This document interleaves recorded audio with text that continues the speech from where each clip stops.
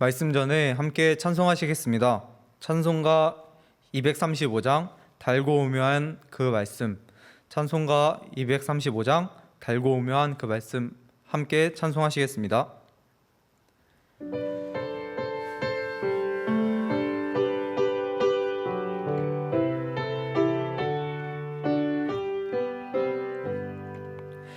달고 오묘한 그 말씀, 생명의 말씀은 귀한 그 말씀 진실로 생명의 말씀이 나의 길과 믿음 밝히 보여주니 아름답고 귀한 말씀 생명샘이로다.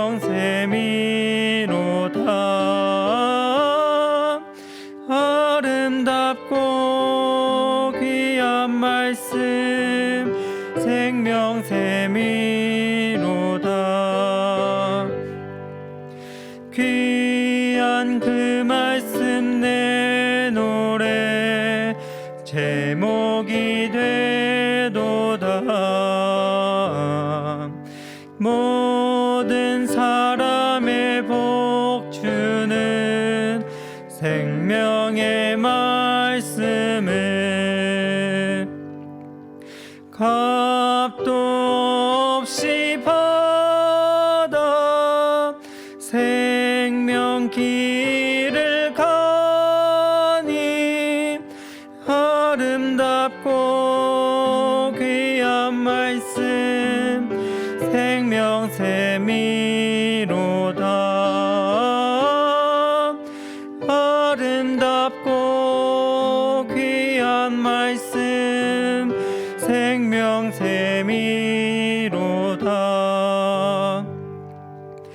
널리 울리고 퍼지는 생명의 말씀은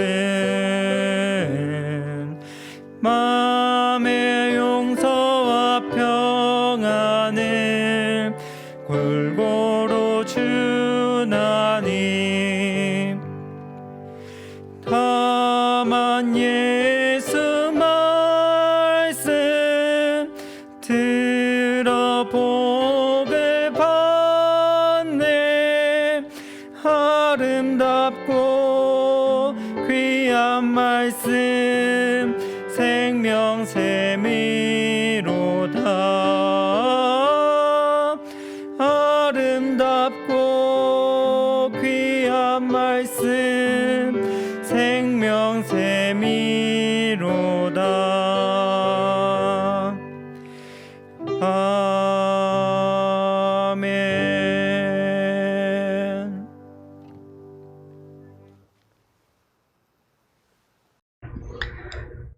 사랑과 은혜가 풍성하신 거룩하신 하나님 아버지 참으로 감사합니다. 우리에게 성경을 배울 수 있는 기회를 주시고 또 우리에게 하나님을 알 수 있는 기회를 주신 것을 감사드립니다. 이번 시간을 통해서 더욱더 하나님을 알아갈 수 있는 은혜를 주시고 모두가 하나님을 향한 올바른 믿음을 가질 수 있도록 도와주시옵소서. 마치는 시간까지 주 성령님의 인도하심의 모든 것을 의지합니다. 우리를 한결같이 사랑하시는 우리 구주 예수 그리스도 이름으로 기도드립니다. 아멘. 예, 반갑습니다. 오늘 성경 공부 두 번째 시간입니다. 먼저 우리가 오늘 이 시간을 통해서 무엇을 알아야 되는지를 한번 화면을 보고 살펴보는 것으로 이 시간을 시작해 보도록 하겠습니다. 우리가 이 시간을 통해서 꼭 알아야 할 것 두 가지가 있습니다. 첫 번째는 성경에 기록된 사건들을 통해서 성경이 사실인 것을 알아야 되겠습니다. 성경이 사실인 것을 알 때 성경을 통해서 우리가 하나님을 더욱더 알아갈 수 있기 때문에 그렇습니다. 그리고 두 번째는 성경을 통해서 기록된 사건들을 통해서 성경이 사실임을 알 뿐만이 아니고 하나님의 성품이 어떻다라는 것도 우리가 알아야 되겠습니다. 왜냐하면 성경에 기록된 사건들을 통해서 하나님은 자신의 성품을 또한 드러내시기 때문에 그렇습니다.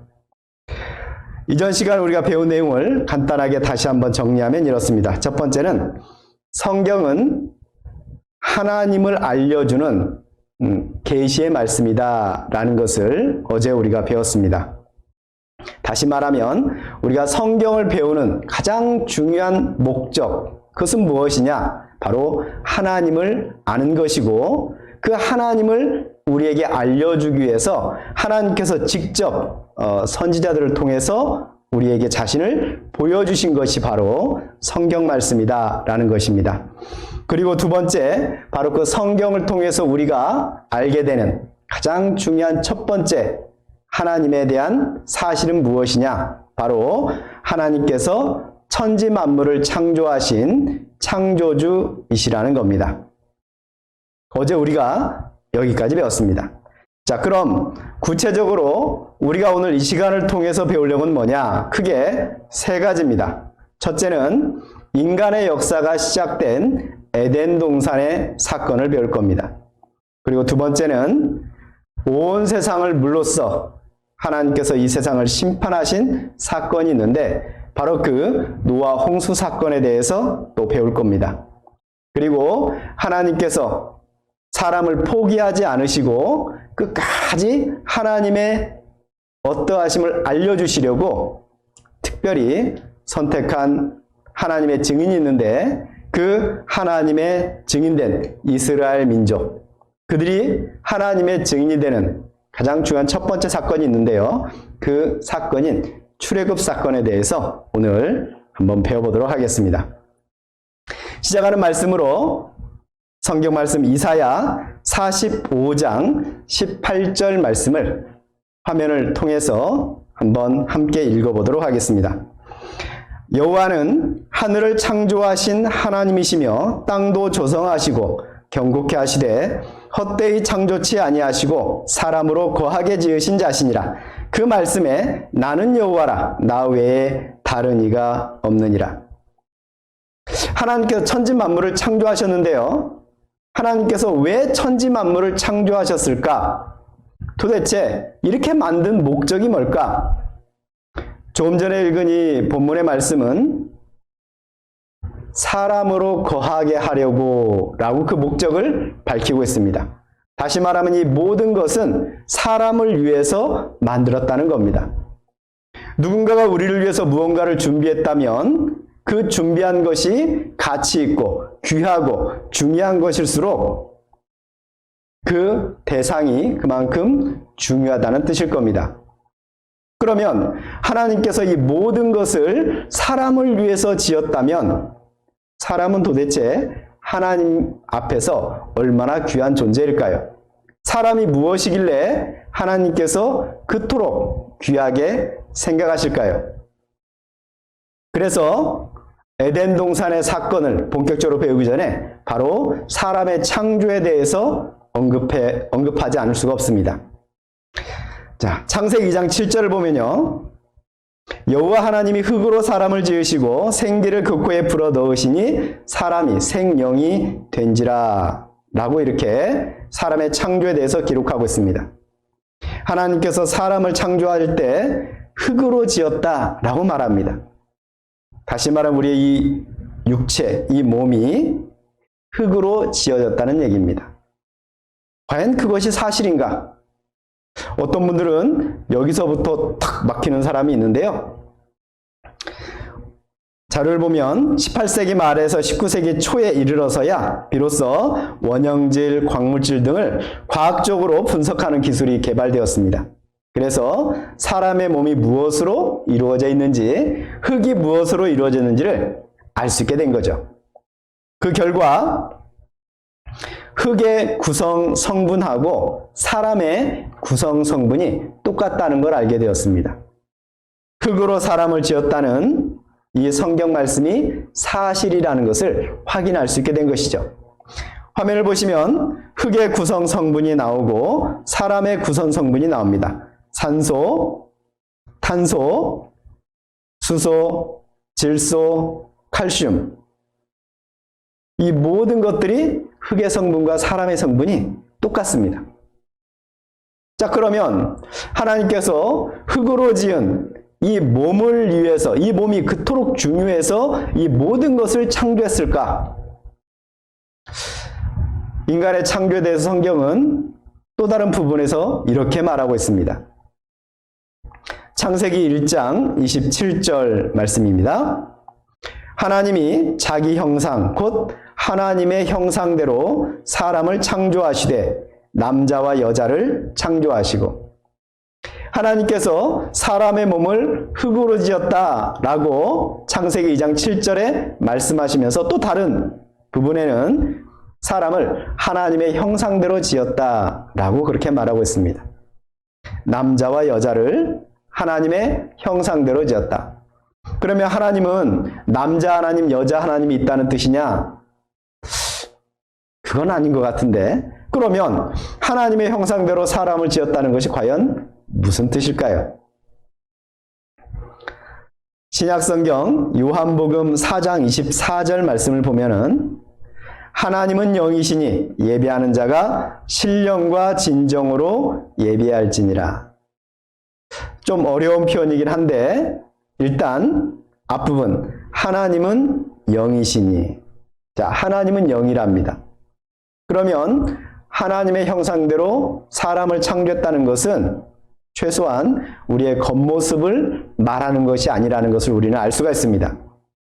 다시 한번 확인해 보면 누가복음 24장 39절 말씀입니다. 내 손과 발을 보고 나인 줄 알라. 또 나를 만져보라. 영은 살과 뼈가 없으되 너희 보는 바와 같이 나는 있느니라. 영은 무엇이 없다고요? 살과 뼈가 없습니다. 그러니까 하나님의 형상대로 사람을 창조했다는 것은 흙으로 지음받은 이 겉모습만을 말하는 것이 아니고 이 안에 하나님의 형상대로 지음받은 영이 있다는 얘기죠. 그래서 성경은 하나님의 형상대로 남자와 여자를 만들었다 라고 말씀하시면서 남자에게도 하나님의 형상인 영이 있고 여자에게도 하나님의 형상인 영이 있다고 말하는 겁니다. 성경 마태복음 10장 28절을 보면 몸은 죽여도 영혼은 능히 죽이지 못하는 자들을 두려워하지 말고 오직 몸과 영혼을 능히 지옥에 멸하시는 자를 두려워하라.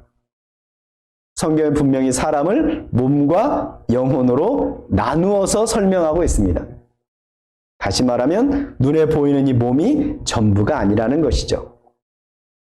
사람의 구성은 그래서 이렇게 나눌 수가 있습니다. 바로 눈에 보이는 몸, 흙으로부터 와서 죽으면 흙으로 돌아가는 바로 이 몸, 그리고 눈에 보이지 않지만 하나님으로부터 와서 죽으면 다시 하나님께로 갈 영혼이 있다는 거예요. 성경 욥기 19장 26절을 보면 바로 이 몸이 흙으로 돌아간 이후에 하나님의 형상대로 지음받은 이 영혼은 다시 그 하나님을 보아야 하리라 라고 분명히 말하고 있습니다. 나의 이 가죽 이것이 썩은 후에 내가 육체 밖에서 하나님을 보리라. 나의 이 가죽 이것은 언젠가 썩는다는 거예요. 흙으로 돌아갑니다. 그러나 죽지 않는 무언가가 있는 거예요. 그 영혼이 다시 하나님께로 돌아가야 된다는 겁니다. 그러면 여러분은 속으로 이렇게 질문할 거예요. 그럼 우리가 어떻게 하나? 죽어봤나? 여기는 교회니까 하나님을 믿으라고 가르쳐야 되니까 그렇게 말하겠지. 사람에게 진짜 영혼이 있다는 걸 어떻게 아나? 저 미국의 어느 대학병원 응급실에서 심장이 멎었다가 살아난 사람들이 반복해서 생기는 가운데 그 사람들이 하는 이상한 이야기, 소문들이 돌기 시작했습니다. 내가 죽었었다. 내가 죽었을 때 내 몸 밖에서 내 몸을 보았다. 다시 말하면 영혼이 있다는 거예요. 몸이 죽는 것으로 모든 것이 끝나지 않는다는 거예요. 자, 그 소문을 이제 듣게 된 이 응급실의 의사, 궁금했습니다. 과연 사람이 죽음으로 끝나는 것인가? 아니면 그 뒤에 무언가가 또 있는 것인가? 그래서 아주 기발한 아이디어를 가지고 실험을 했는데 그 실험의 이름이 어웨어 프로젝트입니다. 그 실험이 끝났어요. 과연 죽었다 살아난 사람들의 이야기가 맞을까요? 아니면 그냥 헛것을 본 것일까요? 자, 그 실험과 관련된 영상을 한번 보도록 하겠습니다. 웰 코넬 메디컬 센터의 의사인 샘파니아. 그는 죽음 직전의 사람들이 겪는 현상에 호기심을 가지고 이를 과학적으로 증명하기로 했습니다. 영국의 한 병원. 이곳에서는 임사 체험을 증명하기 위한 샘파니아 박사의 의학 실험이 진행 중입니다. 이 실험은 심장마비 환자가 자주 발생하는 응급실이나 중환자실에서 이루어집니다. 심장마비를 일으켰다 다시 살아난 환자 중 일부가 NDE를 경험하기 때문입니다. 어웨어 프로젝트는 현재 미국과 유럽 25개의 센터에서 진행되고 있으며 실험에 참가하는 병원은 계속해서 늘고 있습니다. 앞으로 3년 동안 약 15,000명 정도의 심장병 환자들이 이 연구에 참여할 예정입니다. 연구진은 유체이탈 현상의 진위를 밝히기 위해 병실 높은 곳에 그림을 올려놓고 환자가 깨어나길 기다립니다. 이렇게 높은 곳에 그림을 올려두는 것과 환자들의 증언을 밝히는데 어떤 연관이 있는 것일까요? When people claim to have had experiences, so you may know this, that people who have gone through death, if we bring them back to life, some of them will tell us that they could watch doctors and nurses working on them. So they will say, I was at the ceiling, and from the ceiling I could look down and I could see everything. I felt very peaceful. So in order to find out whether they really happen or not, we have placed pictures in the hospitals that we work that are placed above near the ceiling. And there's a picture that faces towards the ceiling, which you cannot see if you're sitting down here or looking above. 죽음을 경험한 환자들의 증언을 토대로 천장 위에서만 볼 수 있는 위치에 숨겨놓은 그림들. 샘파니아 박사는 심장마비를 일으킨 환자가 깨어난 후 이 그림을 기억한다면 죽어있는 동안 의식이 활동하는 것을 인정할 수 있다고 이야기합니다. 만약 이 실험이 성공한다면 어떤 것들이 달라지게 되는 것일까요? We should start to think of death differently. Maybe we should define death in terms of what happens to the mind and consciousness of a person. In other words, that thing that makes them into who they are. The thing, though, is that we have found that consistently through different studies by different researchers that at least 10 to 20% of people who've died and been brought back to life again will recall very specific accounts that suggest that their mind and consciousness may have continued functioning and working even though they had died and their brain had shut down. They had a flat line on the brain was not working. 자, 이 실험 결과 분명히 확인한 것은 무엇이냐면 사람의 몸이 죽었어도 보이지 않는 무언가가 살아있다는 겁니다. 다시 말하면 영혼이 있다는 것이죠. 성경대로 하나님의 형상대로 지음받은 영혼이 사람에게 있다는 뜻입니다. 하나님께서는 이렇게 하나님의 형상대로 한 남자와 한 여자를 창조하시고 인간의 역사를 시작하셨습니다. 자, 그런데 문제는 하나님을 안 믿는 사람들이 하나님 없이 인간의 역사를 설명하려다 보니까 사람이 한 남자와 한 여자로부터 시작된 것이 아니고 여러 군데서 동시다발적으로 발생해서 그 중에 적응한 그 후손들이 지금 살아남은 것이 우리다라고 이렇게 말하고 있다는 거예요. 그러니까 성경대로 한 남자와 한 여자로 시작된 것이 아니라는 거예요. 과연 그러냐? 성경 사도행전 17장 26절을 보면요. 인류의 모든 족속을 한 혈통으로 만드사 온 땅에 거하게 하시고 저희의 연대를 정하시며 거주의 경계를 하나셨으니. 성경을 보면 세상에 그 많은 민족과 많은 사람이 있지만 그 많은 사람들은 처음에는 한 혈통, 헬라어로 여스 헤노스라 그러는데 한 사람으로부터, 한 남자로부터 시작되었다라고 분명히 말하고 있는 거예요. 자, 옛날 같으면 이것도 확인이 불가능했죠. 그러나 지금은 세상에 있는 모든 남자가 한 남자로부터 유전인자를 이어받았다라는 것을 확인할 수 있는 그런 세상이 되었죠. 자료 한번 보시겠습니다. 태초에 하나님이 천지를 창조하시고 가라사대 우리의 형상대로 사람이 되라 하셨다. 성서에서는 그를 아담이라 했고 우리 모두의 조상이라고 했다. 그래서 유전학적 아담을 찾아보기로 했다. DNA에 들어있는 작은 단서가 지구상에 살고 있는 모든 남자들과 인류의 공통조상인 한 남자를 연결하고 있다. 그래서 과학적, 유전학적으로 증명된 아담을 찾아보기로 했다. 지구상에 존재하는 모든 인간에게 DNA를 제공한 최초의 인류. 북극의 이누이족, 아마존의 아메리카 인디언, 사막의 유목민과 월스트리트의 사업가가 정말 같은 핏줄일까? 내셔널 지오그래픽 소속의 유전학자 스펜서 웰즈가 아담을 찾는 작업을 지휘하기로 했다. 한편 화태섬의 그 남자에게서 나온 Y 염색체는 마지막 단서를 제공하고 있었다. 이 Y 염색체를 전 세계에서 채취한 수천 명의 염색체와 비교했다.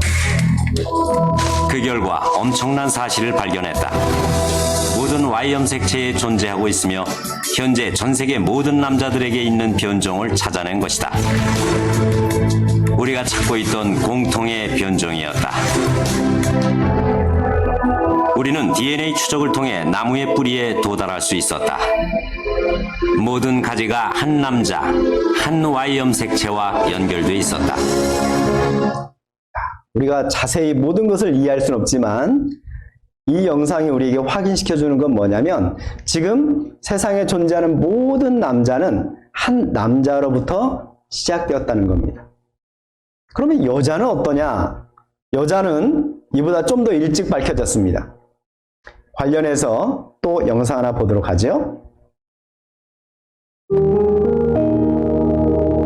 이번 내용은 과학의 발전으로 알아낸 전 세계 모든 사람의 DNA를 역추적해서 알아낸 단 한 명의 여자, 즉 단 한 명으로부터 시작한 어머니, 미토콘드리아의 2부에 대해서 함께 나눠보겠습니다. 여러분, DNA의 99.5%는 인간의 세포 핵 속에 들어있습니다. 암호화된 정보가 담긴 끈이 인간의 신체의 비밀을 담고 있습니다. 쉽게 말하면 인간의 설계도라고 할 수 있습니다. 우리는 이 DNA의 반은 어머니로부터, 나머지 반은 아버지로부터 받습니다. 하지만 서로 섞이기 때문에 확실히 딱 누구로부터 받은 건지는 알 수 없죠. 하지만 미토콘드리아 DNA라는 것은 다릅니다. 이 미토콘드리아 DNA는 특별히 세포 핵의 바깥에 위치해 있으면서 우리 몸에 반드시 필요한 에너지를 만드는 작은 발전소 같은 것입니다.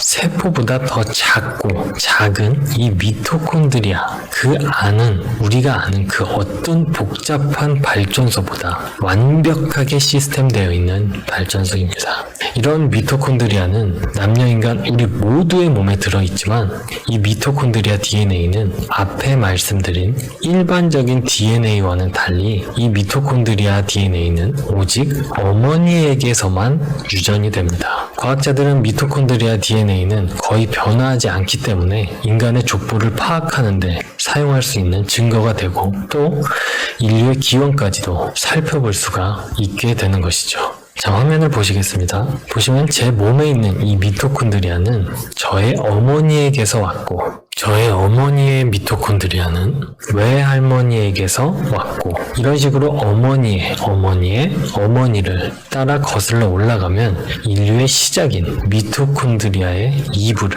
우리는 만날 수 있게 됩니다. 그래서 우리가 지금 겉으로 보기에는 전 세계 사람들이 매우 달라 보이고 문화적으로 다르게 살고 있지만 유전적 관점에서 보자면 우리 모두가 한 가족이라는 이야기입니다. 그래서 이 미토콘드리아 DNA에 대한 연구는 1987년부터 시작되었습니다. 버클리의 학자들이 미토콘드리아 DNA에 대한 연구를 시작했죠. 이 학자들은 전 세계 서로 다른 나라에 살고 있는 147명의 미토콘드리아 DNA 샘플을 채취해서 그것들을 비교했습니다. 근데 너무너무 놀라운 연구 결과가 나왔습니다. 전 세계, 그러니까 서로 멀리 떨어져 있는 다른 나라, 다른 지역에 살고 있는 다른 인종들이 단 한 명의 여성에서 시작되었다는 연구 결과가 나온 것입니다. 그 학자들은 그 결과를 받아들이기 어려울 정도로 이해할 수가 없었습니다. 왜냐하면 그들의 머릿속은 이미 진화론이라는 편견에 갇혀 있었기 때문이죠. 이것은 그들이 생각할 때 진화론이 맞다면 이것과 반대의 결과가 나와야 하는데 실제 연구 결과는 창조론의 손을 들어주었기 때문입니다. 그래서 학계에서는 그 전 세계 모든 인류 최초의 어머니를 미토콘드리아 이부라고 부르게 되었습니다. 바로 이러한 분명한 사실로부터 인간의 역사가 시작된 것이죠. 사람의 겉모습은 흙으로 지어졌고 이 안에는 하나님의 형상대로 지음받은 영혼, 그 영혼을 가진 한 남자와 한 여자로부터 인간의 역사가 시작되었는데 하나님은 이 모든 것을 창조하시고 바로 이 한 남자와 한 여자를 살게 하기 위해서 특별히 한 장소를 마련했는데 바로 그곳이 에덴 동산입니다.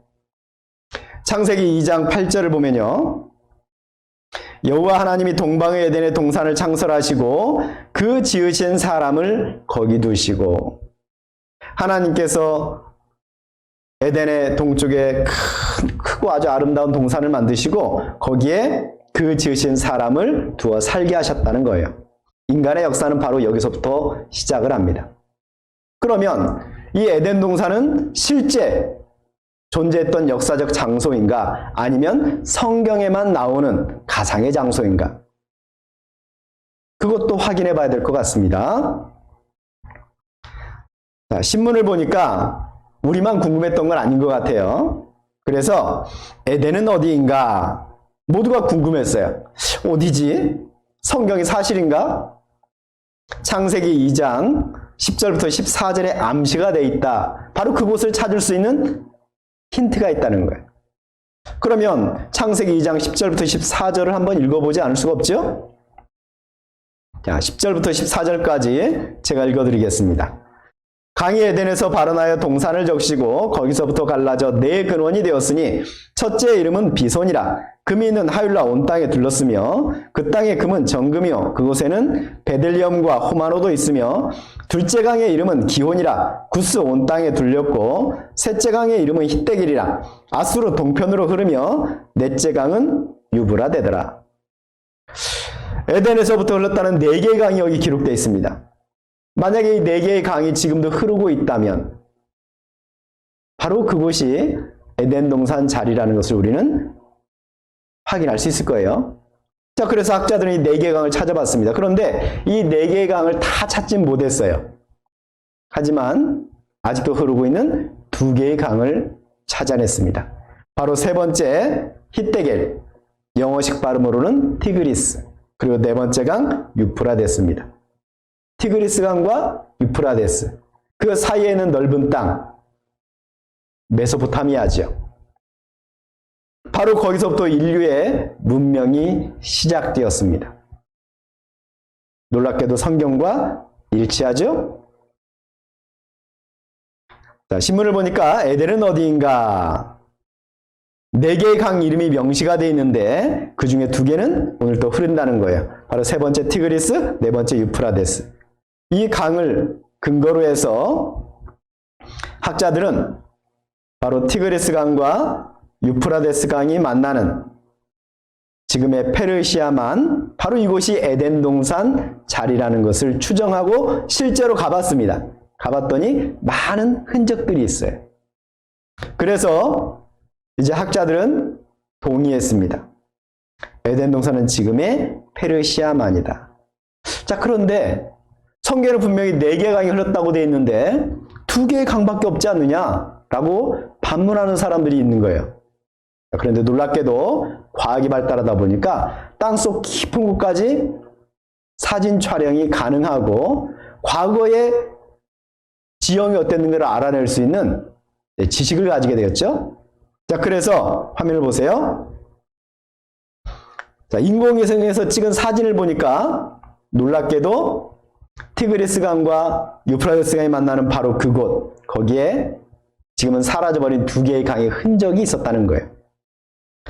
사우디아라비아 쪽에서 흘렀던 큰 고대의 강, 첫 번째 강이죠.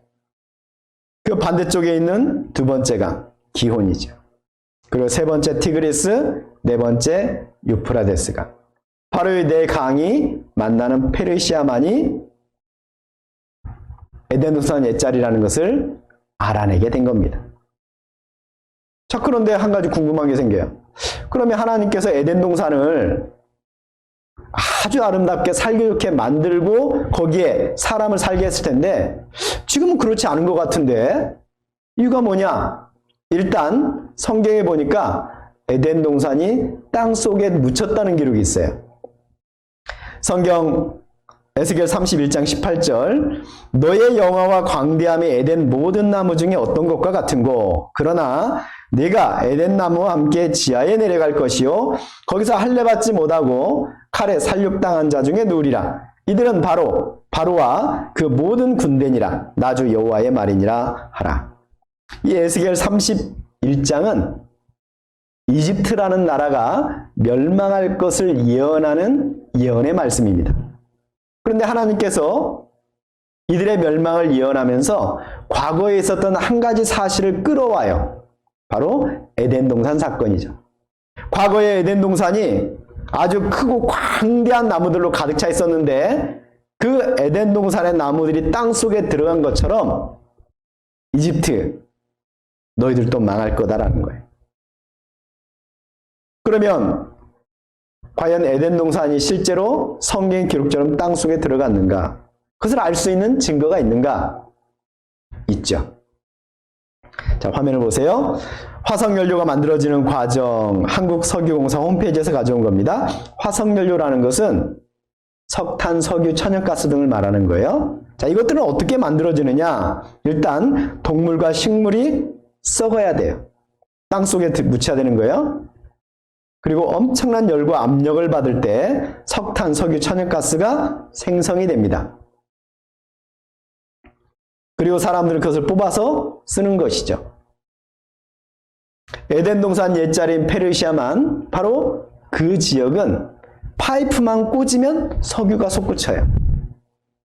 처음 석유를 시추해서 땅속에 있는 석유를 뽑아내기 시작한 것이 1859년입니다. 거의 막 150년 된 거예요. 150년 동안 땅속에 빨대를 꼽아가지고 뽑아내서 전 세계에 있는 모든 나라가 지금까지 썼는데도 아직도 석유가 나와요. 전 세계 석유 생산량의 70%가 바로 그 페르시아만에서 나옵니다. 엄청나죠? 그러면 여러분 중에 어떤 분은 이런 질문을 할 거예요. 다른 곳도 나오잖아요. 물론 다른 곳도 나와요. 왜냐하면 동물과 식물이 여기에만 있었던 건 아니니까. 과거의 격변을 통해서 여러 곳에서도 생길 수도 있습니다. 자, 그런데 문제는 이곳에서만 파이프만 꽂으면 솟구치는 거예요. 다시 말하면 단가가 아주 싸게 맥히죠. 다른 데는 아주 기술이 복잡하고 저 깊은 곳에서 뽑아내야 되는데 여기는 그냥 꽂으면 나와요. 그만큼 엄청난 동물과 식물이 묻혔다는 것이고 그것도 깊숙이가 아니고 파이프를 꽂아서 뽑았을 만큼 가까운 곳에 묻혔다는 얘기죠. 에덴 동산 옛자리 틀림없습니다. 아니 하나님께서 그렇게 살기 좋게 만든 에덴 동산 왜 그곳이 땅속에 들어갔지? 자, 그것에서 에덴 동산 사건의 교훈을 우리가 찾아내야 됩니다. 창세기 2장 16절, 17절 보면요. 하나님께서 에덴 동산을 만드시고 한 남자와 한 여자를 살게 하셨을 때에 그 남자에게 한 가지 명령을 내립니다. 16절, 17절. 여호와 하나님이 그 사람에게 명하여 가라사대 동산 각종 나무의 실과는 네가 임으로 먹되 선악을 알게 하는 나무의 실과는 먹지 말라. 네가 먹는 날에는 정령 죽으리라 하시니라. 하나님께서 그 첫 번째 남자 아담에게 이 명령을 내리시는데 이 명령 속에는 아주 중요한 의미가 담겨 있습니다. 첫째는 뭐냐면 하나님께서 아담에게 네가 이 모든 것을 마음대로 먹되 자유를 주었다는 얘기입니다. 네가 이 모든 것에서 자유하라라는 거예요. 결정하고 판단하고 행하라. 네 자유다. 자, 그런데 한 가지만 제안했어요. 그 한 가지가 뭐냐? 선악을 알게 하는 나무 열매를 먹지 말라. 여기서 이 선악이라는 것은 도덕적인 선악을 뛰어넘어서 무엇이 나에게 좋고 무엇이 나에게 안 좋은지를 결정하는 지혜를 말하는 겁니다. 우리는 모든 걸 알지 못하죠? 우리가 모든 걸 안다면 지금 여기에 이렇게 앉아있지 않을 겁니다. 뭔가 더 좋은 일, 가장 좋은 일을 선택했겠죠. 이 가운데 앉아있는 사람 중에서는 지금 어쩌면 여기 앉아있는 것 자체가 괴로움인 사람도 있을 거예요. 왜냐하면 잘 모르니까요. 여기 앉아서 성경을 배우는 것이 얼마나 나에게 소중한 기회인가를 잘 모르니까 그러는 겁니다. 알면 여기에 있는 것이 기쁘겠죠. 하지만 모르기 때문에 어떤 사람은 괴로워하는 겁니다. 아담에게 자유를 주었지만 딱 한 가지, 네가 모든 걸 알지 못한다. 너는 하나님이 아니다. 라는 것을 알게 한 겁니다. 다시 말하면 내가 자유는 있지만 나를 섬기는 가운데서 자유하라 라고 말하는 거예요. 만약에 그것을 먹으면 어떻게 되느냐? 너는 하나님이 아닌데 그것을 먹으면 나의 명령을 어기는 거니까, 나와의 약속을 어기는 거니까 나와 분리되어서 나와 함께 살지 못하고 추방당할 것이다. 죽을 거다라는 거예요. 죽는다는 것은 분리된다는 겁니다. 마치 사람이 죽는 것이 사람의 영혼과 몸이 분리되는 것처럼 이것을 먹는 순간 우리는 하나님과 함께 할 수 없는 존재가 된다는 거예요. 마치 이 나무가 땅에 심겨져 있으면 잘 자라서 열매를 맺겠죠? 사람과 하나님과의 관계가 그러하다는 거예요. 근데 나무가 나는 답답해, 나는 땅이 싫어, 그래서 막 털고 뿌리가 뽑혔다고 생각해 보세요. 그러면 과연 이 나무가 잘 자라고 열매를 맺을까요? 지금은 살아있는 것처럼 보이지만 금방 말라버리고 말 겁니다. 하나님을 떠나버린 사람은 당장 살아있는 것처럼 보이지만 그 영혼이 이미 죽은 거예요. 성경 호세아 6장 7절을 보면은 저희는 아담처럼 언약을 어기고 거기서 내게 패역을 행하였느니라. 이 패역이라는 말은 반역하다 그런 겁니다. 그러니까 아담이 선악과를 따먹은 것은 하나님께 반역한 거예요. 저는 하나님 필요 없어요. 내 맘대로 살 거예요. 또 하나의 의미는 뭐냐면 한 남자와 한 여자가 결혼할 때 약속을 해요. 나는 당신만을 사랑하겠다고. 그런데 이 패역이라는 단어는 바람났다는 뜻이에요. 사랑을 배신했다는 뜻입니다. 아담과 하와가 결국 둘 다 선악과를 따먹는데 그걸 따먹었다는 것은 하나님의 사랑을 배신했다는 뜻이기도 합니다. 그러면 하나님과 함께 살 수가 없죠. 그래서 아담과 하와는 에덴 동산에서 쫓겨날 수밖에 없었고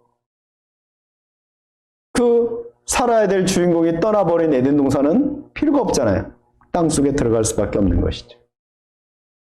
자, 그런데 여기서 하나님께서 아담과 하와를 쫓아내실 때 그냥 쫓아낸 것이 아니고 창세기 3장 21절 여호와 하나님이 아담과 그 아내를 위하여 가죽옷을 지어 입히시니라. 그냥 쫓아낸 것이 아니고 벌거벗겨가지고 그냥 너는 완전히 그냥 아무것도 없이 나가라 그런 게 아니고 가죽옷을 지어 입혔어요. 벌거벗은 그들에게. 여러분 가죽옷이 지어진다는 것은 누군가가 죽어야 된다는 얘기죠. 첫 번째 죽음이 여기 기록되어 있는 거예요. 아담과 하와 때문에 누군가가 죽은 거예요. 바로 희생을 말합니다. 그리고 그것은 곧 하나님께서 아담과 하와를 여전히 사랑하신다는 뜻이기도 해요. 너희들이 죽어야 마땅하지만 너 때문에 이 짐승이 대신 죽었다. 그러니 너희는 너희 죄를 깨닫고 나에게 언제든지 돌아와라 라고 기회를 주는 것이기도 해요. 그런데 아담과 하와는 돌아왔을까요? 그의 후손들은 돌아왔을까요? 성경 예레미야 2장 19절 네 악이 너를 징계하겠고 네 패역이 너를 책할 것이라. 그런즉 내 하나님 여호와를 버림과 내 속에 나를 경외함이 없는 것이 악이요 고통인 줄 알라. 주 만군의 여호와의 말이니라. 하나님을 떠나버린 인간들 이제 자신의 능력으로 자신의 필요한 것들을 다 채워야 돼요. 얼마나 힘들까요? 평생 수고하고 농사지어야 되고 고통이죠. 여자는 잉태하는 고통이 크게 더해지고 먹고 살기 힘들어요. 사람들은 쉽게 자기에게 필요한 것을 구하고 싶어 합니다. 그 방법이 뭘까요? 남의 것을 빼앗는 것이죠. 그들은 남의 것을 빼앗는 대신에 하나님께 돌아가야 마땅했는데 하나님께 돌아가기는커녕 남의 것을 뺏고 거짓말하고 폭력을 행사하고 더 죄를 짓게 되는 겁니다. 하나님을 떠난 결과예요. 점점점 인구가 번성했습니다. 하나님은 그들이 하나님께 다시 돌아오기를 기다렸지만 결과는 그렇지 않았어요. 창세기 6장 5절부터 8절까지 말씀입니다. 여호와께서 사람의 죄악이 세상에 관영함과 그 마음의 생각의 모든 계획이 항상 악할 뿐임을 보시고 땅 위에 사람 지으셨음을 한탄하사 마음에 근심하시고 가라사대 나의 창조한 사람을 내가 지면에서 쓸어버리되 사람으로부터 육축과 기는 것과 공중의 새까지 그리하리니 이는 내가 그것을 지었음을 한탄함이니라 하시니라. 그러나 노아는 여호와께 은혜를 입었더라. 참 하나님이 기대했던 것과는 정반대의 결과가 나타나는 거예요. 사람들은 자기의 자유의지를 가지고 하나님께 돌아오기를 선택하는 것이 아니고 죄짓기를 선택하는 거예요. 세상이 죄악으로 가득 찼습니다. 하나님은 더 이상 두고 볼 수가 없어요. 왜냐하면 하나님은 그들을 사랑하시지만 또한 하나님은 죄를 미워하시는 거룩한 하나님이세요. 여기서 이제 두 번째 우리가 배우게 될 노아의 홍수 사건이 발생하게 되는 겁니다. 하나님은 온 세상을 심판하기로 작정하셨어요. 물로 심판하기로 작정했습니다. 그럼에도 다시 한번 기회 주기를 원했어요. 그래서 8절에 그러나 노아는 여호와께 은혜를 입었더라 라고 말씀하고 있는 겁니다. 자, 이와 관련된 영상이 준비되어 있는데 보고 이어서 말씀드리겠습니다.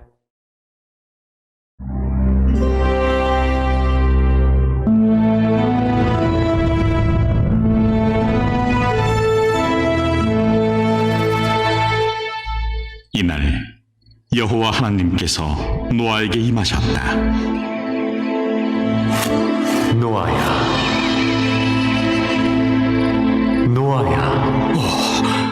나의 하나님이시여.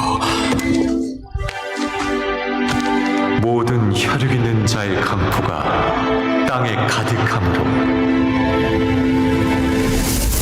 그 끝날이 내 앞에 이르렀으니 내가 그들을 땅과 함께 멸하리라.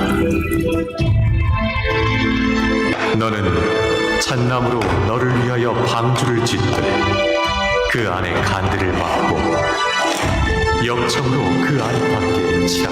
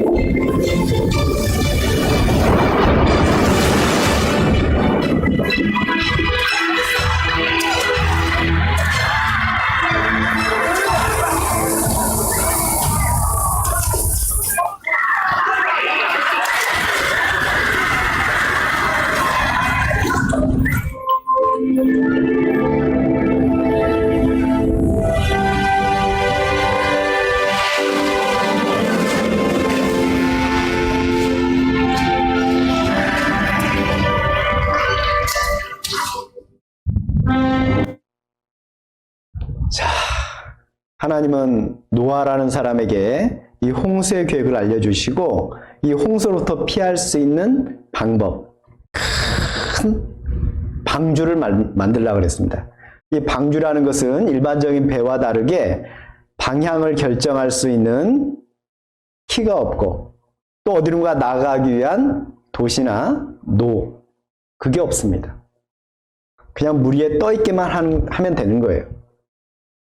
물론 노아라는 사람은 이렇게 큰 배를 만들어 본 적이 없을 거예요. 그래서 하나님께서 창세기 6장 14절부터 16절까지를 보면 설계도를 친히 말씀하세요. 너는 잣나무로 너를 위하여 방주를 짓되 그 안에 간들을 막고 역청으로 그 안팎에 칠하라. 그 방주의 제도는 이러하니 장이 300규빗, 광이 50규빗, 고가 30규빗이며 거기 창을 내되 위에서부터 한 규빗에 내고 그 문은 옆으로 내고 상중하 3층으로 할지니라. 생소한 단위가 나오죠? 규빗이라는 단위는 이 팔꿈치에서부터 손가락 끝까지의 길이를 말합니다. 옛날에는 자가 없었잖아요. 그러니까 우리가 항상 휴대할 수 있는 것은 내 몸이잖아요. 그래서 길을 잴 때 내 몸 중에서 직접 갖다 댈 수 있는 게 뭐겠어요? 바로 여기서부터 여기까지. 그래서 옛날부터 바로 이 팔꿈치에서부터 손가락 끝까지 이 규빗이라는 단위가 사용되었던 거예요. 대략 45cm에서 길게는 52cm까지를 말합니다. 평균에서 잡으면 이 배의 크기는 약 135m, 넓이는 23m, 높이는 13m. 면적으로 따지면 농구장 20배 면적의 큰 배입니다. 수만 톤의 배예요. 자, 이것을 이렇게 큰 배를 노아가 실수 없이 한 번에 만든다는 것은 기적이죠. 얼마 전에 뉴스 나온 내용이 있는데 대만에서 올 3월에 있었던 내용입니다. 자, 한번 보시죠.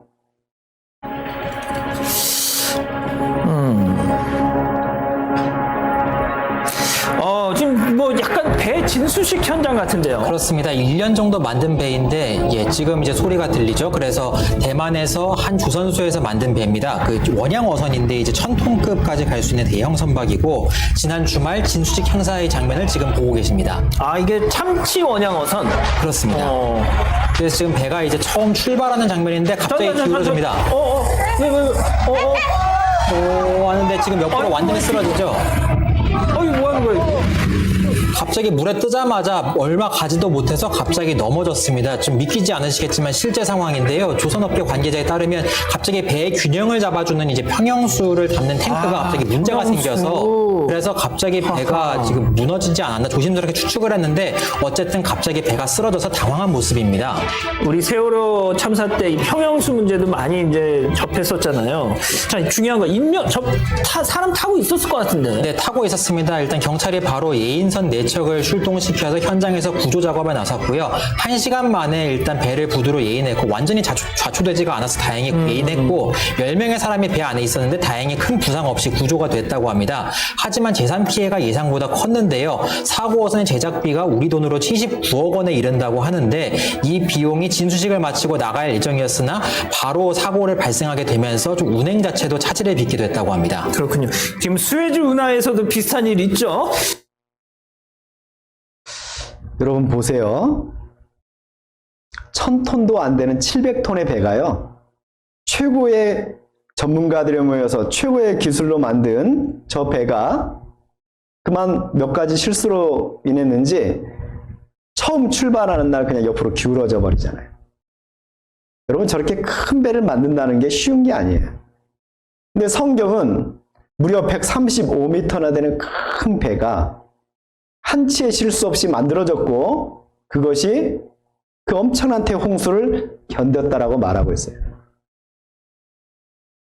만약에 이 설계 비율대로 우리가 배를 만들어 보고 또 그것이 엄청난 홍수를 견딜 수 있다면 이 내용 자체만 가지고도 우리는 이 성경이 하나님 말씀이라는 것을 인정하지 않을 수 없을 겁니다.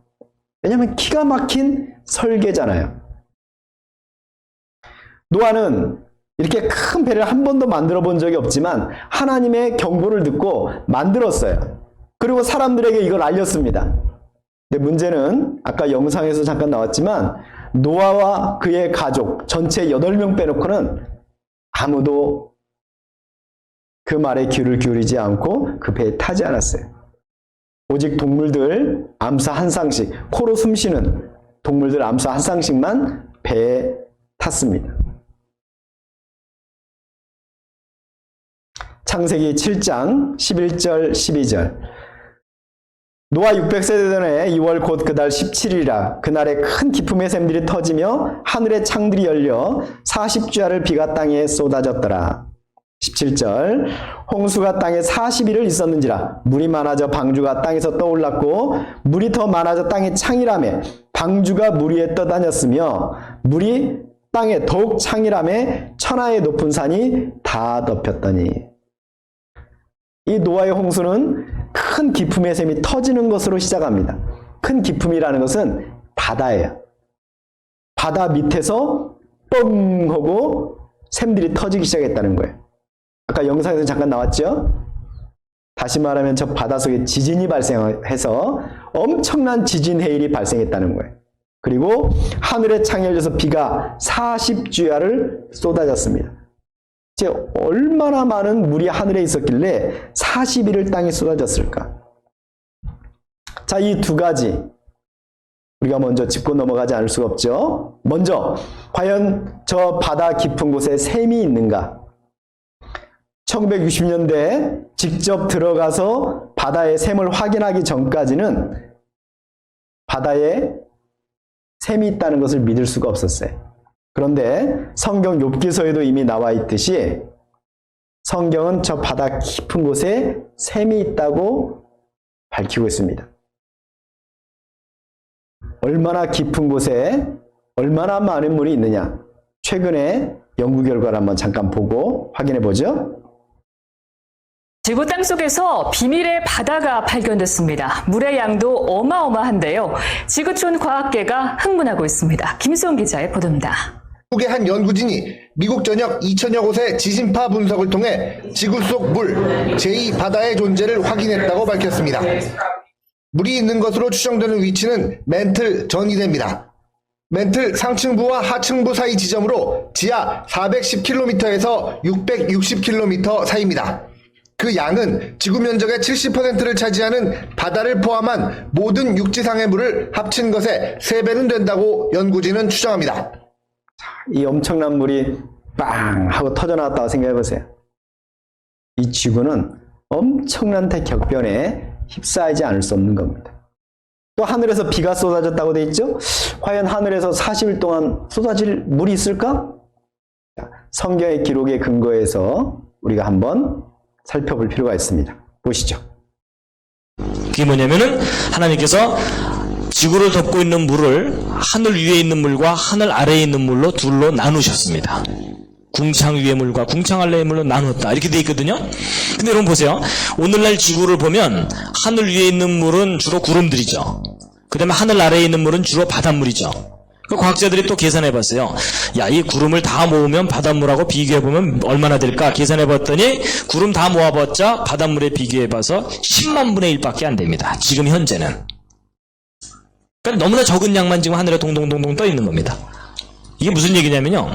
제가 만약에 이제 주머니에 빵을 하나 딱 갖고 있다가 이제 배가 고파서 여러분 잠깐 쉬십시오. 그런 다음에 제가 주머니에서 빵을 하나 딱 꺼내 먹으려고 그러는데 이 앞에 있는 형제분이 저를 빤히 쳐다보시는 겁니다.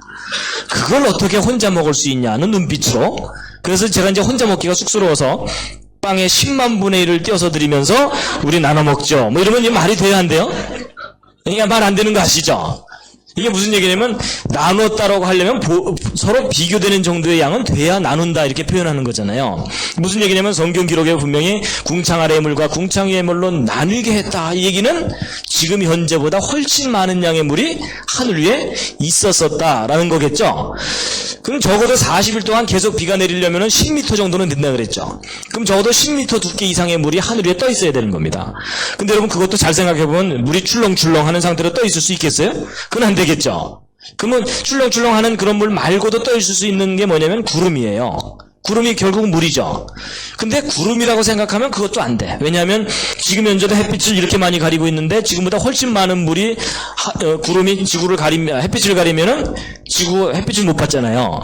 근데 여러분 햇빛을 통과시키면서도 있을 수 있는 물이 있나요? 있어요. 그게 뭐냐면 수증기입니다.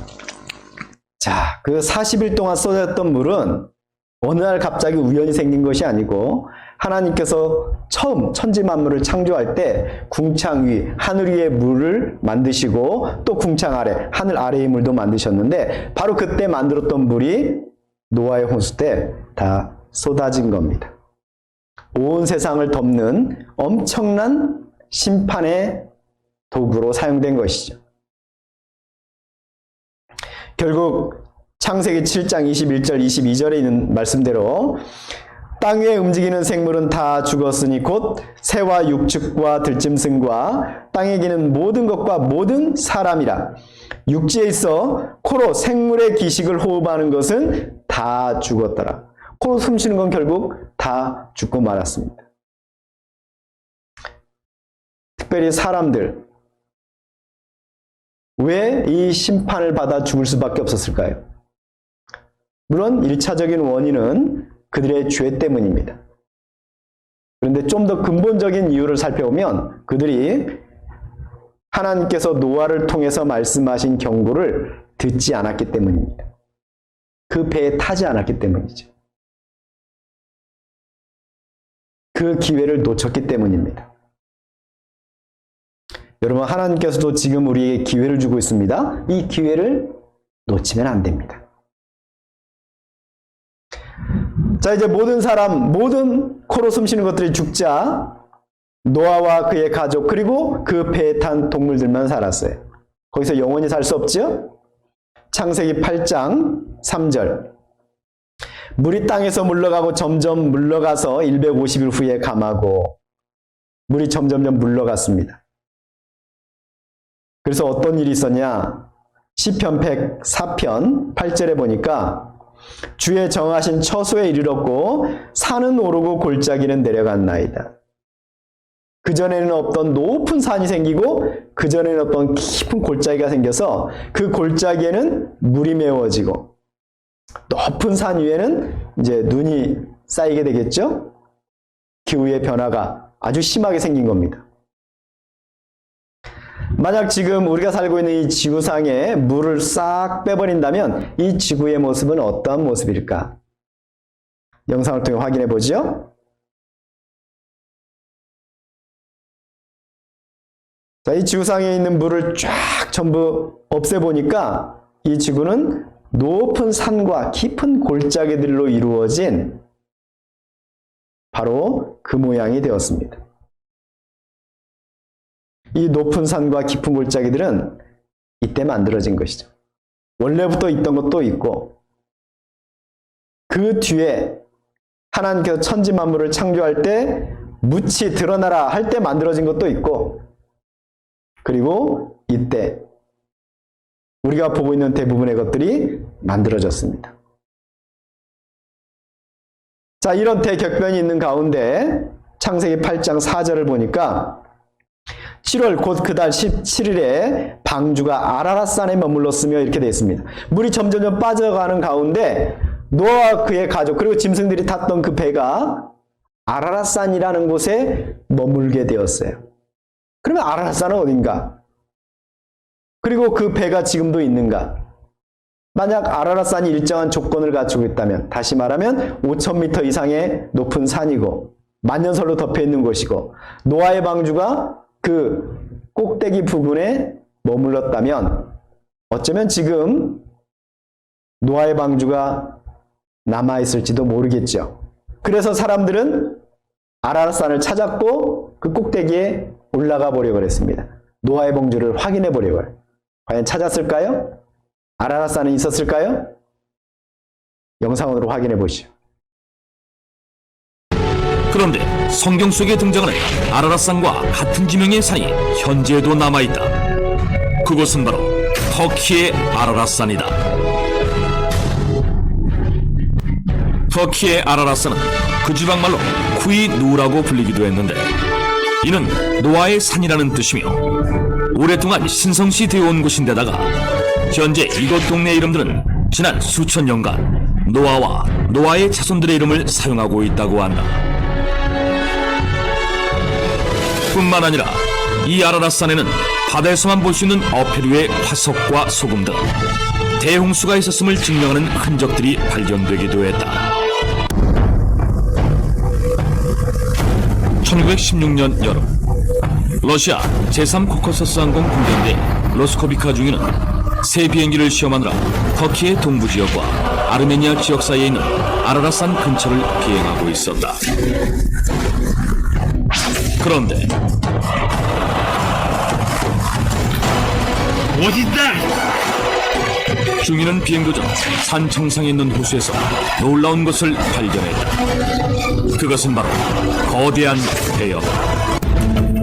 로스코비카 중위의 보고를 받은 러시아의 황제 니콜라이 2세는 탐험대를 보내 직접 확인하게 했는데 탐험대 역시 로스코비카 중위가 배를 발견했던 장소에서 빙하 속에 묻힌 거대한 배를 발견한다.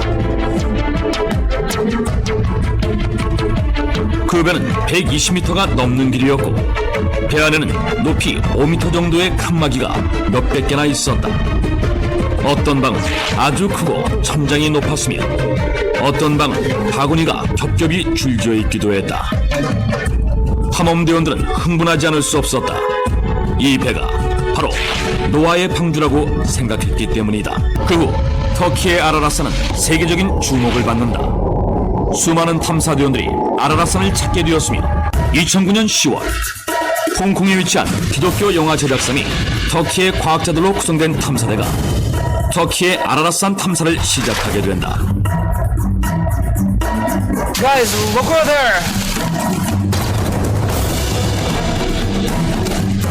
그들이 아라랏산 해발 4,000m 지점에서 발견한 것은 거대한 목재 구조물이었는데 눈과 화산재 아래에 묻혀 있었던 이 목재 구조물을 이란에서 탄소연대 측정을 한 결과 기원전 2800년의 것으로 확인됐다.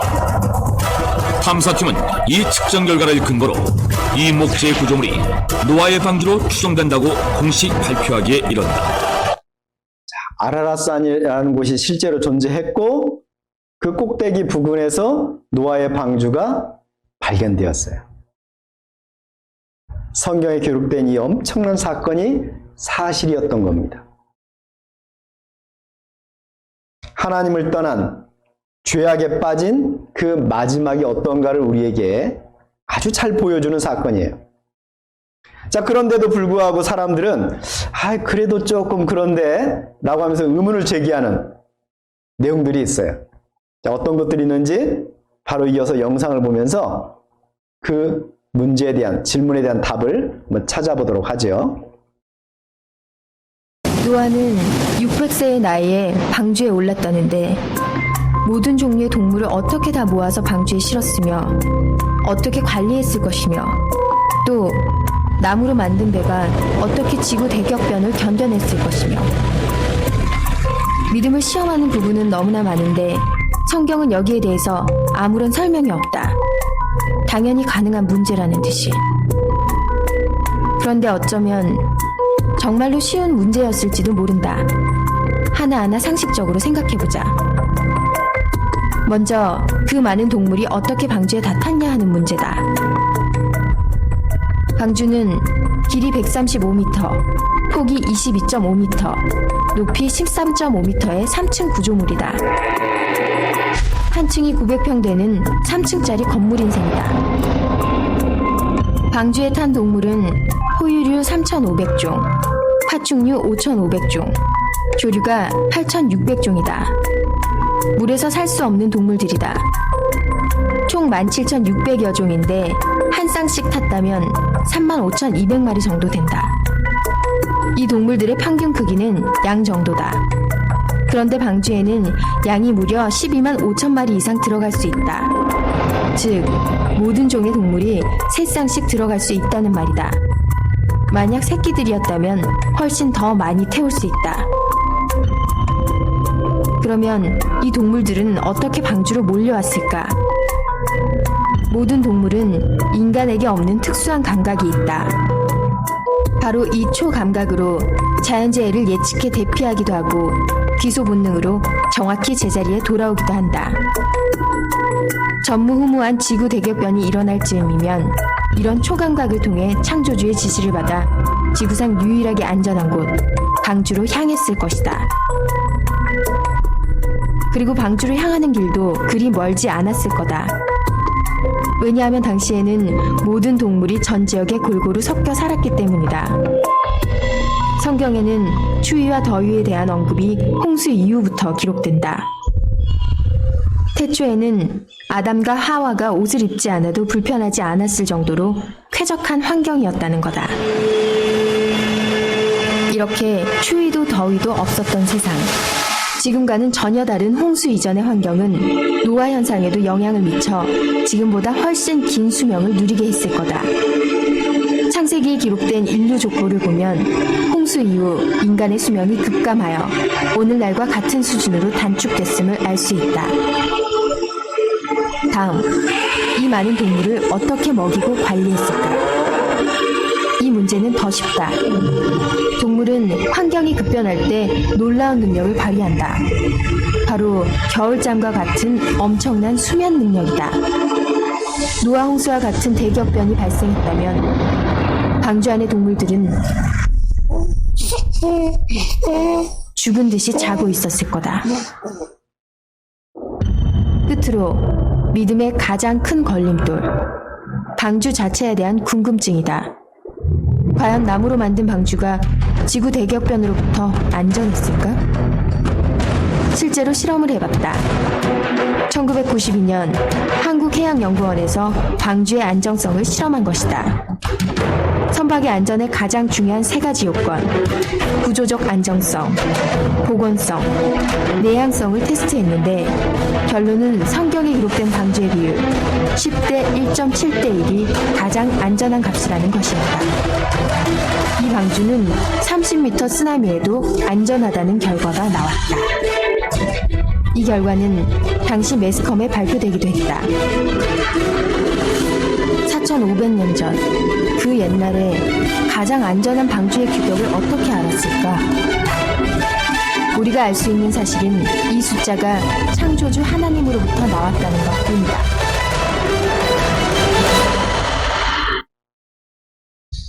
자, 우리가 지금 다시 이제 노아의 방주에 탈 수도 없고 또 하나님께서 노아의 방주에 타라고 요구하지도 않습니다.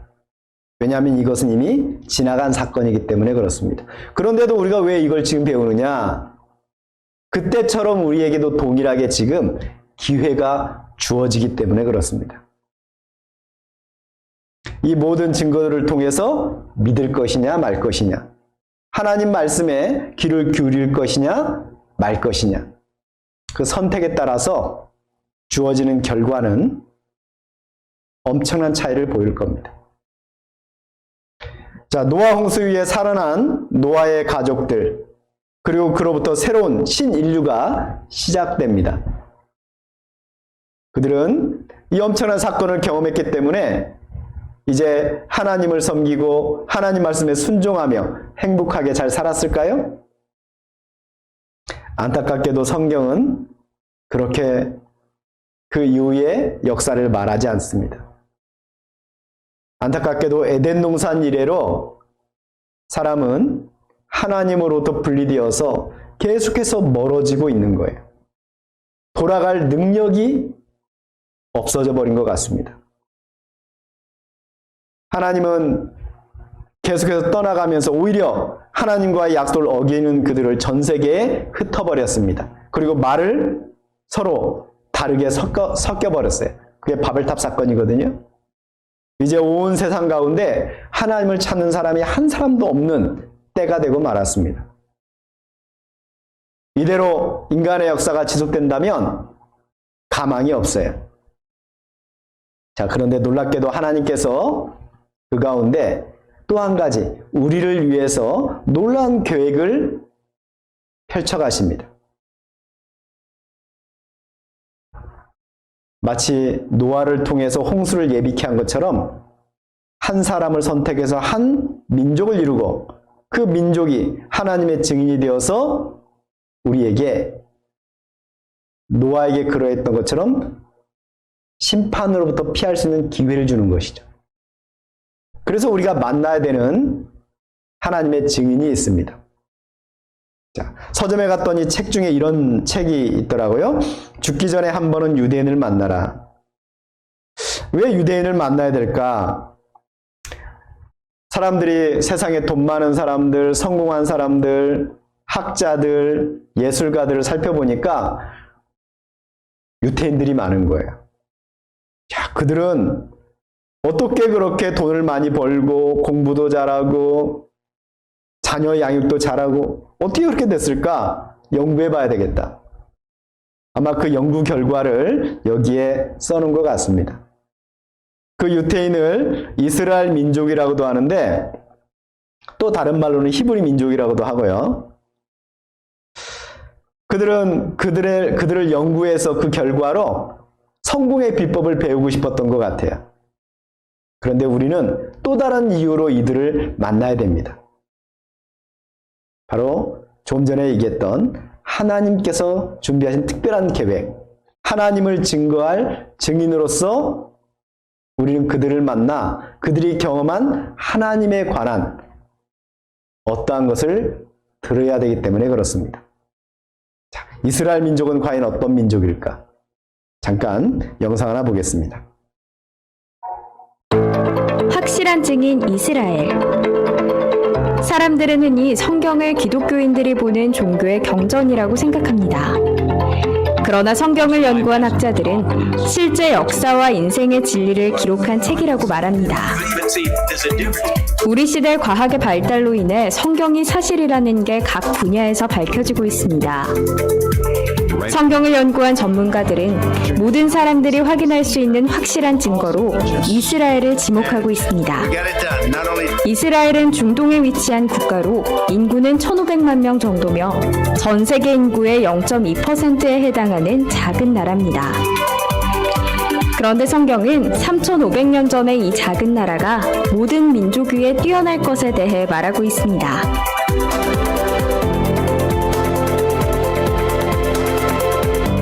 사람들은 이스라엘 민족을 다른 말로 유대인이라 부르는데 역대 노벨상 수상자의 22%가 유대인입니다.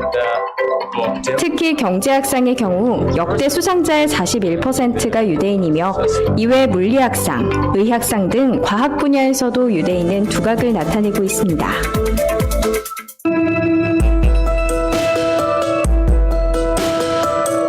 명문대 진학률에서도 유대인은 높은 수를 차지하고 있는데요. 미국 상위 15개 대학의 유대인 비중은 21%가 넘습니다. 이뿐 아니라 아인슈타인, 미국의 전 국무장관 헨리 키신저, 미국의 경제대통령이라고 불리는 앨런 그린스펀, 세계 영화를 움직이는 스티븐 스필버그, 이들의 공통점이 유대인이라는 겁니다. 세계 메이저 영화사인 파라마운트, 메트로 골드윈 메이어, 콜롬비아 픽처스, 위너 브라더스, 20세기 폭스 필름 등은 유대인이 설립했으며 미국의 3대 방송사 CBS, ABC, MBC 또한 유대인이 설립했고 지금도 소유하고 있습니다.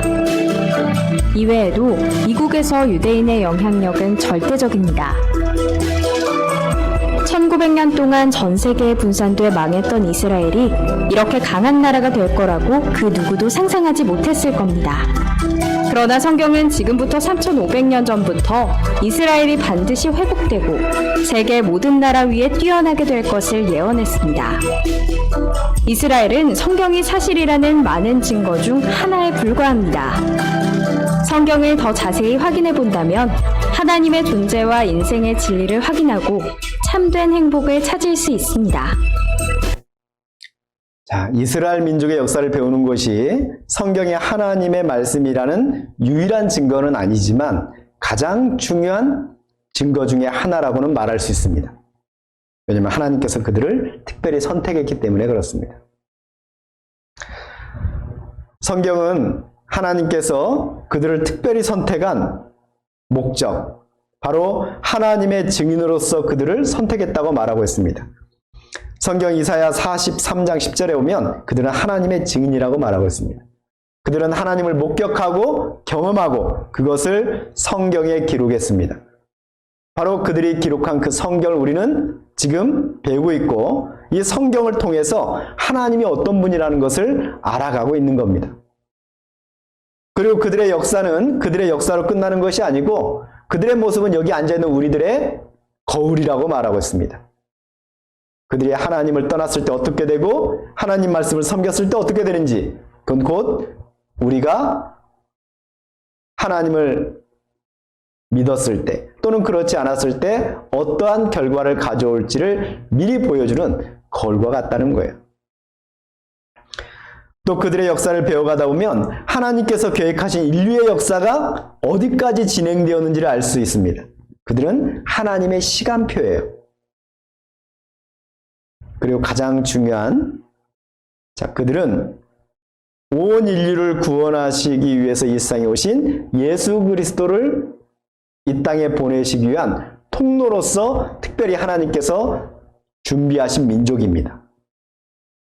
그 중에 나머지 시간 동안 그들이 하나님의 증인으로서 경험하게 되는 가장 중요한 결정적인 사건, 출애굽 사건을 한번 배워보도록 하겠습니다. 성경 이사야 43장 1절을 보겠습니다. 야곱아 너를 창조하신 여호와께서 이제 말씀하시느니라. 이스라엘아 너를 조성하신 자가 이제 말씀하시느니라. 너는 두려워 말라. 내가 너를 구속하였고 내가 너를 지명하여 불렀나니 너는 내 것이라. 특별히 하나님께서 그들을 선택했다고 말하고 있습니다. 왜요? 10절에 보니까 나 여호와가 말하노라 너희는 나의 증인 나의 종으로 택함을 입었나니 이는 너희로 나를 알고 믿으며 내가 그인 줄 깨닫게 하려 함이라. 나의 전에 지음을 받은 신이 없었느니라 나의 후에도 없으리라. 하나님께서 이스라엘 민족을 증인으로 부르셨답니다. 자, 증인이라는 것은요 반드시 사건이 있어야 되겠죠. 그리고 사건의 증인이 되려면 거기에 걸맞는 증거를 가져야 될 겁니다. 그래야지 사람들은 그 증인의 말이 사실이라는 것을 받아들이게 될 거예요. 그러면 이스라엘 민족이 하나님의 증인으로서 경험하게 되는 정말 이건 하나님만이 할 수 있는 일이야 라고 그들이 고백할 수밖에 없는 가장 중요한 첫 번째 사건은 무엇이었을까요? 바로 뒤이어서 나오는 말씀을 보면 그 사건이 무엇인가를 알 수 있는데 16절, 17절 바다 가운데 길을 큰 물 가운데 첩경을 내고 병과 말과 용사의 군대를 이끌어내어서 그들로 일시에 엎드려져 일지 못하고 소멸하기를 꺼져가는 등불 같게 한 나 여호와가 말하노라. 이게 무슨 말인가? 바로 하나님께서 이스라엘 민족을 이집트에서 구원해내실 때 홍해라는 바다를 쫙 가르시고 그들을 그 가운데를 인도해내신 바로 그 사건, 성경에 출애굽 사건이라고 말하는 바로 그 사건을 지금 여기에 기록하면서 너희는 나의 증인, 나의 종으로 택함을 입었다라고 말하고 있습니다. 이 사건을 경험한 그들이었기 때문에 그들은 하나님의 증인이 되겠다고 기꺼이 약속했던 거예요. 자, 그러면 도대체 출애굽 사건의 시작, 이집트를 탈출하는 이 사건의 시작은 이제 어디서부터 시작을 하느냐? 좀 빠르게 공부해 보도록 하겠습니다. 창세기 12장. 노아 홍수 이후에 전 세계 사람들이 흩어지고 한 사람도 하나님을 찾지 않는 그 시절, 그 때가 되었을 때 하나님은 아브라함이라는 사람을 특별히 불러냅니다. 12장 1절부터 3절까지 여호와께서 아브라함에게 이르시되 너는 너의 본토 친척 아비집을 떠나 내가 네게 지시할 땅으로 가라. 내가 너로 큰 민족을 이루고 네게 복을 주어 네 이름을 창대케 하리니 너는 복의 근원이 될지라. 너를 축복하는 자에게는 내가 복을 내리고 너를 저주하는 자에게는 내가 저주하리니 땅의 모든 족속이 너를 인하여 복을 얻을 것이니라 하신지라. 하나님께서 아브라함이라는 사람을 불러내면서 세 가지 약속을 합니다. 땅을 주겠다, 민족을 이루게 하겠다, 너로 복이 되게 하겠다. 세상 모든 사람들이 너를 통해서 복받을 거다. 무슨 복이요? 하나님을 아는 복이죠. 하나님께서 아브라함을 불러내는 장소가 갈대아 우르라고 그랬는데 이 우르라는 지역은 1935년까지만 하더라도 이 지구상에 존재했는지조차도 몰랐던 장소입니다. 그런데 1929년 3월 17일 1930년대가 채 되기 전이죠. 1930년 이전에는 아까 35년이라고 그랬는데요. 자, 그 이전에는 이 갈대아 우르라는 곳은 이 지구상에 없는 곳 같았어요. 성경에는 기록되어 있는데. 그래서 학자들은 저 위에 터키 지역의 우르파 또는 우라라는 곳을 잘못 기록했다고 생각을 했습니다. 그런데 1929년 3월에 신문에 놀랍게도 그 우르파 또는 우라가 아닌 성경에 기록된 대로 갈대아 우르에서 고대 도시를 발견했다는 거예요. 바로 아브라함이 살았던 바로 그 도시죠. 지금은 구글에서 우리가 확인할 수 있습니다. 그곳에서 아브라함을 불러내고 하나님은 아브라함에게 아주 특별한 약속을 해요. 그를 가나안 땅으로 인도한 후에 창세기 15장 13절 14절 여호와께서 아브라함에게 이르시되 너는 정령이 알라. 내 자손이 이방에서 객이 되어 그들을 섬기겠고 그들은 400년 동안 내 자손을 괴롭게 하리니 그 섬기는 나라를 내가 징치할지며 그 후에 내 자손이 큰 재물을 이끌고 나오리라. 이미 그들이 이집트에 가서 400년 동안 살고 400년 후에 그들을 이끌어낼 것을 하나님은 아브라함에게 미리 예언하고 있는 겁니다. 그러면 아브라함은 아직 그곳에 가지도 않았는데 그의 후손들이 어떻게 이집트에 가 살게 되었을까? 이유는 시편 105편에 보면 나오죠. 그가 또 기근을 불러 그 땅에 임하게 하여 그 의뢰하는 양식을 다 끊으셨도다. 한 사람을 앞서 보내셨으며 요셉이 종으로 팔렸도다. 그 발이 착고에 상하며 그 몸이 쇠사슬에 매었으니 곧 여호와의 말씀이 응할 때까지라. 그 말씀이 저를 단련하였도다. 왜 그의 후손들이 이집트에 가서 살게 되었느냐? 먹을 것이 없었어요.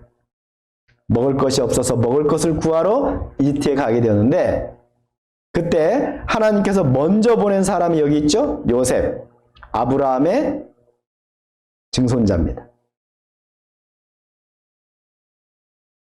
하나님께서 요셉을 먼저 보내서 그곳에서 총리 대신으로 출세하게 해요. 그리고 먹을 것을 구하러 온 그의 가족들과 서로 상봉을 하고 먹을 것이 있는 이집트에 정착해서 살면서 그 흉년, 기근으로부터 살아남게 만듭니다. 문제는 그 이후죠.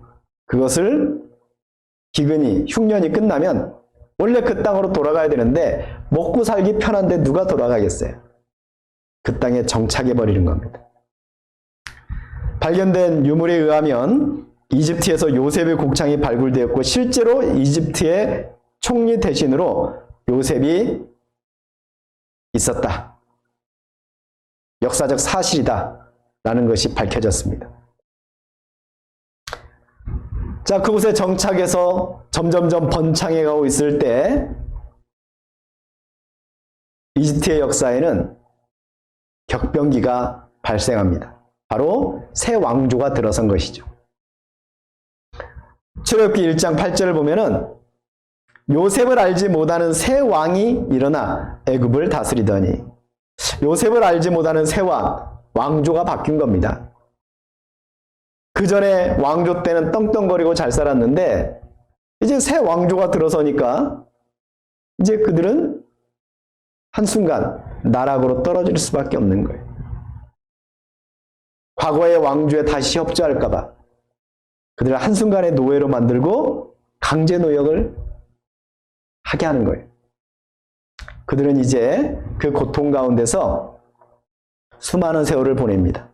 그러면서 그들의 조상 아브라함의 하나님을 향해서 부르짖기 시작해요. 출애굽기 2장 24절 25절. 하나님이 그 고통 소리를 들으시고 아브라함과 이삭과 야곱에게 세운 그 언약을 기억하사 이스라엘 자손을 권념하셨더라. 그들이 막 부르짖으니까 하나님께서 아브라함에게 했던 약속 있죠? 창세기 15장에 400년 만에 그들을 돌아오게 하겠다. 이삭과 야곱에게 그 땅을 다시 주겠다. 너의 자손들에게 주겠다라고 약속했어요. 물론 그들은 다시 돌아갈 능력도 의지도 없습니다. 철저하게 노예가 된 거예요. 하나님께서 드디어 때가 되자 400년이 되자 한 사람을 보냅니다. 그 한 사람이 누구냐면 바로 모세예요. 애니메이션으로도 만들어졌죠? 이집트 왕자 모세. 모세는 하나님의 명령을 받고 그 이스라엘 민족에 갑니다. 물론 안 보내죠. 그러자 하나님이 모세를 통해서 10가지의 재앙을 내립니다. 그 10가지의 재앙, 나일강이 피가 되고 마지막에는 온 세상이 흑암으로 덮일 뿐만 아니고 이집트 왕 파라오의 장자가 죽는 재앙. 온 이집트가 비극에 휩싸인 그 엄청난 저주 가운데서 항복을 하고 이제 이스라엘 민족을 보냅니다. 드디어 출애굽 사건이 시작된 거예요.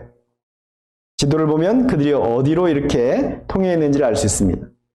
그런데 놀랍게도 하나님께서 그들을 인도한 곳은 약속의 땅 가나안이 아닌 바다 앞이었어요.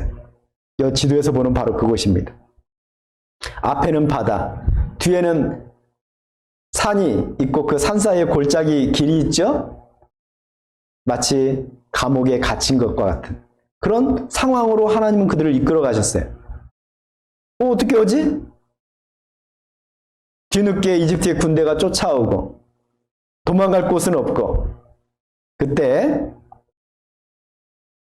하나님께서 모세에게 손을 바다 위로 내어밀라 라고 말을 합니다.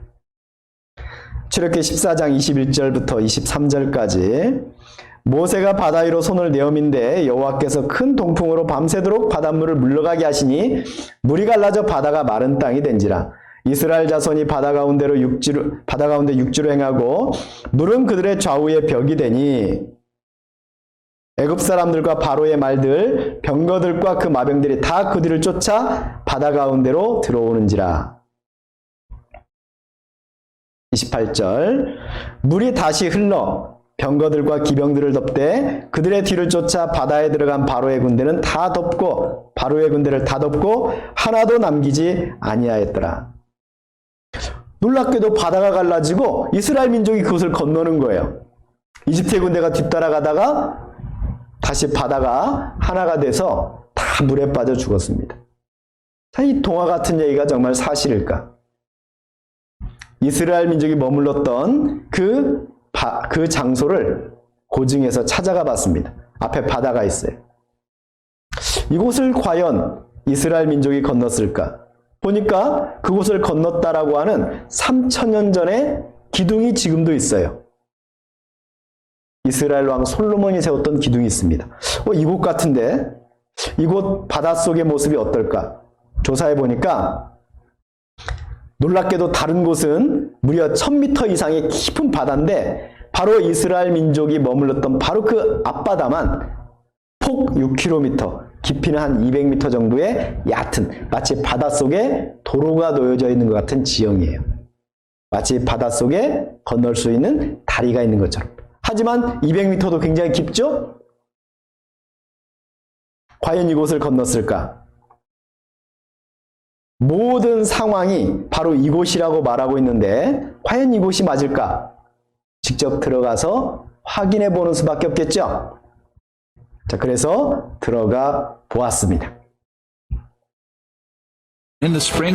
2000년 봄 로봇 카메라가 처음으로 홍해바다 속으로 들어갔습니다.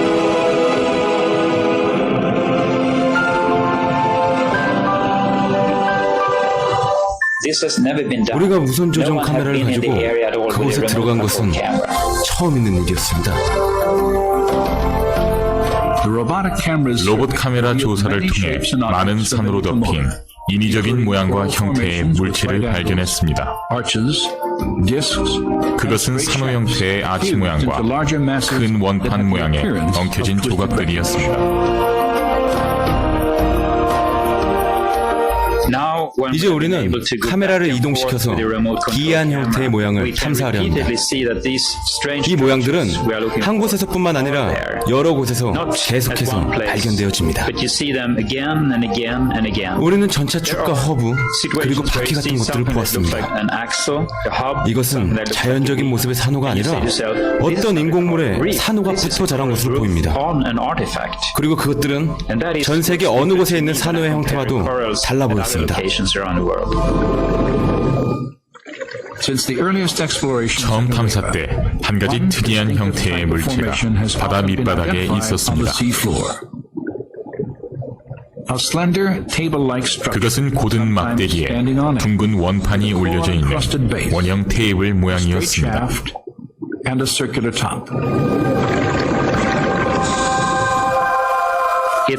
그것은 정확히 90도의 각도로서 차축과 바퀴 사이의 각도와 같았습니다.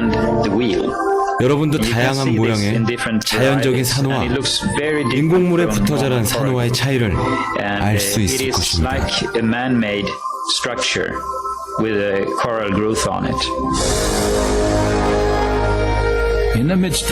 가운데 있는 둥근 물체는 부서진 차축과 허브로 보입니다.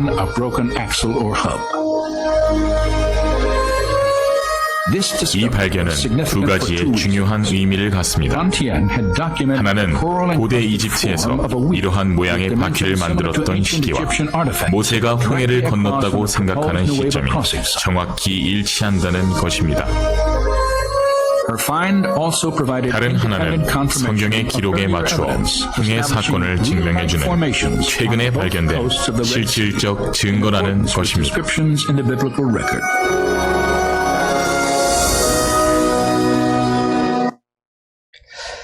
자, 하나님께서 왜 그들에게 이런 홍해의 기적을 보여주셨을까요? 거기는 목적이 있습니다. 성경 신명기 4장 35절에 그 이유를 분명히 말하고 있는데요. 이것을 내게 나타내심은 여호와는 하나님이시요 그 외에는 다른 신이 없음을 내게 알게 하려 하심이니라. 다른 신이 없다는 거예요. 오직 하나님만이 참 하나님이시다. 그들은 그 사건을 경험했기 때문에 하나님이 증인이 안 될 수가 없었던 겁니다. 그래서 하나님과 약속을 하고 그들은 드디어 하나님의 증인이 되었고 우리에게 하나님이 어떤 분인가를 이렇게 증언하고 있는 거예요. 자, 오늘은 이스라엘 민족이 하나님의 증인으로서 경험한 가장 중요한 첫 번째 사건, 출애굽 사건을 배웠습니다. 내일은 계속해서 하나님의 시간표로서의 이스라엘 민족의 역사를 배워갈 거예요. 내일 더 마음을 열고 귀를 기울여 집중해 주시기 바랍니다. 자, 오늘 배운 내용을 간단하게 정리하겠습니다. 오늘은 세 가지를 배웠죠? 에덴 동산, 노아 홍수, 그리고 출애굽 사건. 자, 이 세 가지는 역사적 사실입니다. 그리고 이 사건을 통해서 우리는 하나님은 죄를 반드시 심판하시는구나. 그럼에도 우리를 사랑하시고 구원해 주시기를 원하시는구나. 하나님은 한 번 약속한 것은 반드시 지키시는구나 라고 하는 것을 우리가 알 수 있었습니다.